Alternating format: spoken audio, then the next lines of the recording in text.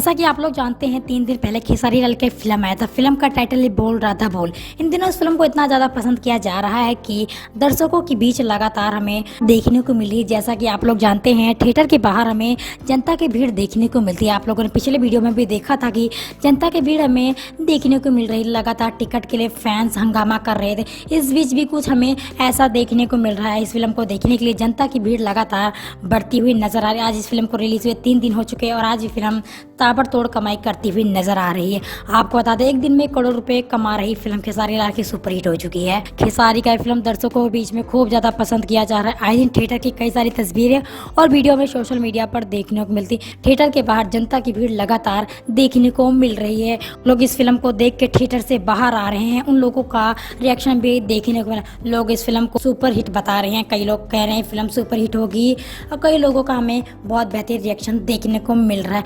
इस बीच कुछ हमें ऐसा देखने को मिला है। खेसारी का फिल्म बोल राधा बोल खूब ज़्यादा पसंद किया जा रहा है।